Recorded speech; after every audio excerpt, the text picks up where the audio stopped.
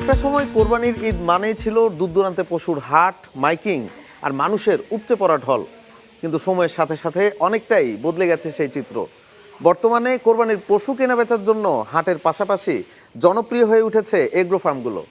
এবারের কোরবানি ঈদে এগ্রো ফার্মগুলোর প্রস্তুতি নিয়েই আপনাদের জানানোর চেষ্টা করব। দূর থেকে দেখলে মনে হয় যেন আস্ত এক হাতি। কোরবানির ঈদ সামনে রেখে এমন বিশাল পশুই এখন বাড়তি আকর্ষণ রাজধানীর মোহাম্মদপুরের আলমদিনা ক্যাটল ফার্মে। প্রতিটি ওজন ৩০ থেকে ৪০ মণ।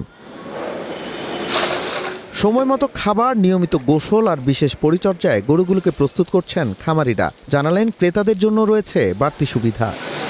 যে আমরা হাটের চেয়ে অনেক লেভেলে বেটার, কারণ আপনি এখানে ফ্যামিলি নিয়ে এসে বসে চা খেয়ে অফিসের এসিতে বসে আপনি গরু দেখতেছেন, গরু আপনি কিনতেছেন, এবং কি আপনি এখানে বসে কোরবানিও করার ব্যবস্থা করে দিচ্ছি আমরা।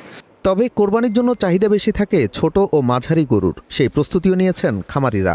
এই বছর আমরা সব মিলে দেশি এবং ক্রস আর শাহিয়াল মিলে আমরা প্রায় 120টার মতো সার আনছি কৃষিবিদ গ্রুপে, সোনালী অর্গানিক ডেয়ারি এবং মোটা তাজাকরণ। আর মোটামুটি আমাদের প্রায় 60% গরু বিক্রি হয়ে গেছে।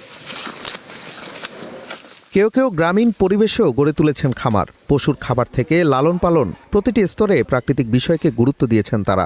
ভুট্টা খাওয়াই, ভুট্টা ঘাস বুনছি ওটি খাওয়াই, আর হইলো ভুসি, আর হইলো এই খের খাওয়াই।